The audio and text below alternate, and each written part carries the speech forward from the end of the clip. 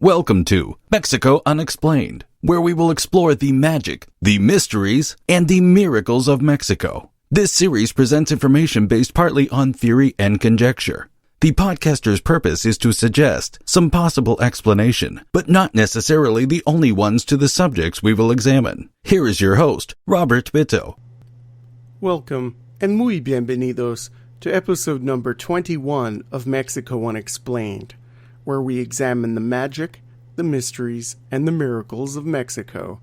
I'm your host, Robert Bitto. Today we are going to talk about the lost continent of Atlantis and its connection to ancient Mexico, specifically the location of the supposed lost Hall of Records of Atlantean civilization that was established in the final days of the fabled continent. Did this ancient library of forgotten wisdom really exist? And if so, where is it? First, we have to explain the basic theories of Atlantis. Atlantis has been described as a large landmass and a series of adjacent, interconnected islands that existed somewhere in what is now the Atlantic Ocean. It was the home of an advanced civilization that flourished for hundreds of years. Depending on which version of the Atlantis story one reads, the civilization either met with an environmental catastrophe, volcanoes, floods, a comet, etc., or it sank beneath the waves because its technology became so advanced that its own people destroyed their own home. In whichever version is promoted, there always seems to be a lesson for us in modern times. The first recorded account of Atlantis comes from the ancient Greek philosopher Plato in one of his dialogues written in 360 BC. Here is a quote from Plato himself. Quote, "For it is related in our records how once upon a time your state stayed the course of a mighty host, which, starting from a distant point in the Atlantic Ocean, was insolently advanced to attack the whole of Europe and Asia to boot. For the ocean there was at that time navigable, for in front of the mouth, which you Greeks call, as you say, the Pillars of Hercules, there lay an island which was larger than Libya and Asia together, and it was possible for the travelers of that time to cross from it to the other islands, and from the islands to the whole of the continent over against them which encompasses that veritable ocean. For all that we have here, lying within the mouth of which we speak, is evidently a haven having a narrow entrance. But that yonder is a real ocean, and the land surrounding it may most rightly be called, in the fullest and trusted sense, a continent. Now in this land of Atlantis there existed a confederation of kings of great and marvelous power, which held sway over all the island, and over many other islands also, and parts of the continent." End quote. So, Plato puts Atlantis beyond the Pillars of Hercules, which is beyond what we call the Strait of Gibraltar, the narrow water passage connecting the Mediterranean Sea and the Atlantic. Plato recounts that it is larger than Libya and Asia together, which may mean that it was larger than modern-day northern Africa and Turkey, which is also called Asia Minor. We are dealing with, simply put, a large landmass which once existed in the middle of the Atlantic Ocean and is now gone. It is unknown whether Plato is describing a place of myth or a real location. There are no other accounts of Atlantis in any other ancient texts or oral histories before Plato. That does not mean that Atlantis did not exist, but it does raise some interesting questions as to whether or not Plato was creating this older super-civilization to make a point or several points, as was often the case in his dialogues. Most scholars agree that all subsequent accounts of the lost continent build upon Plato's original description. There have been many writers going back to early medieval times who have built upon the Atlantis legend and have filled in the blanks so as to flesh out the myth. Whether or not some of these earlier writers are basing Atlantis on other oral histories independent of Plato is unknown and unprovable. Atlantis seemed to rise again in the popular imagination in the late 19th century when two things were happening simultaneously. People were trying to understand the origins of the ancient civilizations of the Americas, and there was an increase in an interest in mysticism in Europe and America. Since the arrival of the conquistadors, there has always been speculation as to the starting point of the great civilizations of the New World, and even where the first people came from. Atlantis seemed to be a more popular theory in the 19th century, and it was regarded much as the ancient aliens theories are today. The rise in mysticism and the popularity of Atlantis is a curious thing.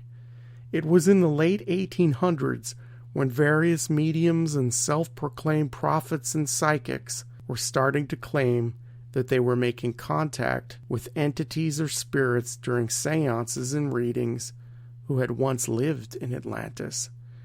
Enter Edgar Cayce. Edgar Cayce was born in 1877 in Kentucky, and early on he was seen as different and as a highly intelligent child. By his early 20s, Cayce was making predictions and doing psychic readings. He is known as the sleeping prophet because he would go into a trance during his readings and speak with spirits who would give him information. During his trances, Cayce was said to access the Akashic record. One of the first descriptions of the Akashic record was in 1927 by a mystic, Alice Bailey, in her book Light of the Soul, about the Yoga Sutras of Patanjali. Bailey states, quote, "The Akashic record is like an immense photographic film, registering all the desires and earth experiences of our planet. Those who perceive it will see pictured thereon the life experiences of every human being since time began, the reactions to experience of the entire animal kingdom, the aggregation of the thought forms of a karmic nature based on desire of every human unit throughout time. Herein lies the great deception of the records. Only a trained occultist can distinguish between actual experience and those astral pictures created by imagination and keen desire." End quote. So Cayce was supposedly accessing the memories of Atlantis through this Akashic record, and had entities speak through him about their histories and experiences. In all of Cayce's 14,000 readings, there were 700 of them about Atlantis.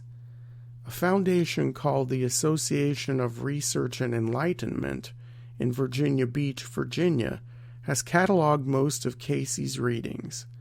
In the 700 readings about Atlantis, we find out a lot of the society of the civilization and about its destruction. The islanders apparently knew that a cataclysm was coming and prepared for it by storing the records of Atlantis in 3 different places on Earth. From a reading made in September of 1939, here are Cayce's words. Quote, "Before that we find the entity was in the Atlantean land, where there were the constructive forces as to the activities of the children of the Law of One. In all of those influences during the periods when the land was being broken up, we find the entity was as the leading influence for the considering of ways and means in which there would be the preserving of records, as well as ways, means, and manners in which either the few or the numbers might be preserved from the destruction of the lands. It would be well if this entity were to seek either of the 3 phases of the ways and means in which those records of the activities of individuals were preserved, Number 1. The one in the Atlantean land that sank, which will rise and is rising again. Number 2. Another in the place of the records that leadeth from the Sphinx to the hall of records in the Egyptian land. Number 3. And another in the Aryan or Yucatan land, where the temple there is overshadowing same. End quote. So here, Cayce is describing the 3 depositories of the records of Atlantis on one of the outlying Atlantean islands that sank and would rise again, underneath the Great Sphinx in Egypt, and somewhere in the Yucatan. This is very vague, but with time, Cayce fine-tuned and clarified the Mexican connection to the fabled Hall of Records. In later readings, the sleeping prophet told of an Atlantean nobleman from the house of Atlan named Iltar. Iltar knew of the imminent collapse of the only home he knew, so he fled with 10 other men in a boat and sailed to the modern northwest coast of the Yucatan Peninsula, probably landing on the shores of the present-day Mexican state of Campeche. He and the 10 men carried with them 32 large stone tablets full of ancient wisdom and historical events. Here we will go to another reading of Cayce's regarding Iltar's arrival. He came and integrated, quote, with the activities of the people there, the development into a civilization that rose much in the same manner as that which had been in the Atlantean land. End quote. So, according to Cayce, the Atlanteans began to help along the ancient civilization of Mexico at the time, which would have been over 12,000 years ago. To continue with Cayce, quote, the first temples that were erected by Iltar and his followers were destroyed at the period of change physically in the contours of this land. End quote. Some interpret this to mean that Iltar's coastal settlement was destroyed by the eventual tidal waves that engulfed the area as a result of Atlantis' sinking. So, the first Hall of Records and any other buildings were destroyed, and the records were moved inland to safety. Cayce does not give too many details of where the new location could be, although he did say in a December 1933 reading that, quote, altar stones had been uncovered in the past few months, end quote, and some have interpreted this to refer to a huge Maya site called Piedras Negras, which is located in the far northwest corner of Guatemala, where the country shares borders with the Mexican states of Campeche and Chiapas. The site is located on the Usumacinta River, which is navigable from Mexico's Gulf Coast this far inland. Between 1931 and 1939, the University of Pennsylvania conducted excavations of the site, and it was very likely that Cayce had heard of their findings in the press at the time. There are a few curious things about this location. The original name of the site in Maya was Yoc-Iib, which means Great Gateway. There is also something found at Piedras Negras that is not found anywhere else in ancient Mesoamerica. A giant altar in the shape of a feline paw, several meters long. For those who would wish to make an Egyptian connection, alas, this paw is sphinxless.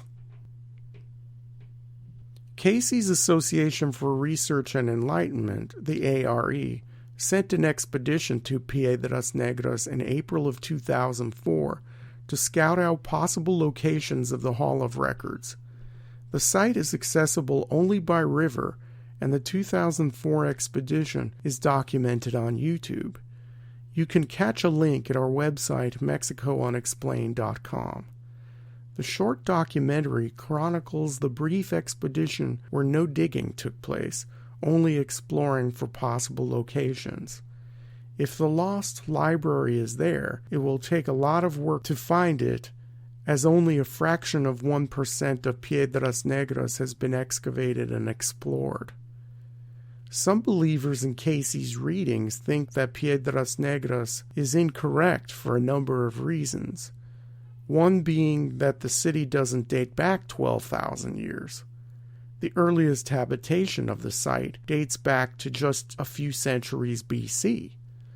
Others counter that perhaps the city grew up around the Hall of Records. There is evidence of a massive cave and tunnel system underneath the ruins, and the ruins themselves were built on top of much older buildings.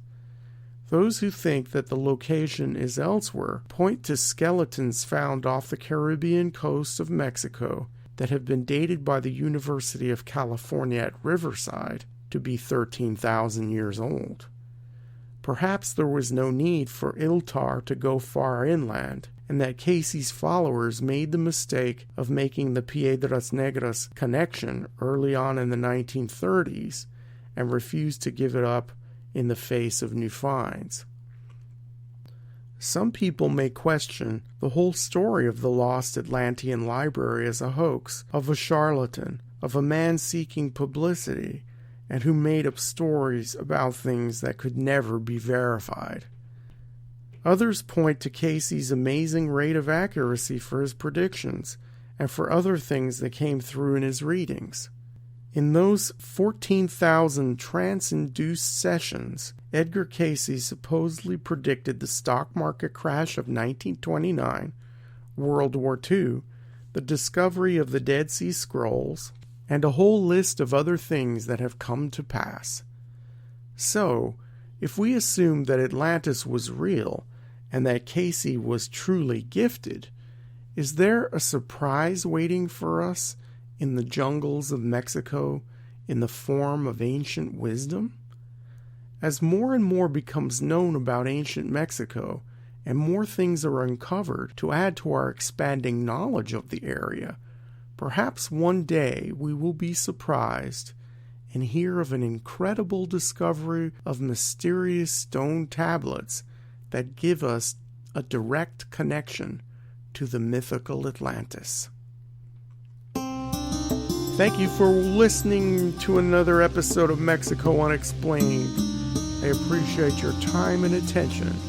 Remember to like us on Facebook, subscribe to us on iTunes, and send us your thoughts through our website, MexicoUnexplained.com. You can also visit our website for sources, photos, and comments. Until next time, thank you and gracias.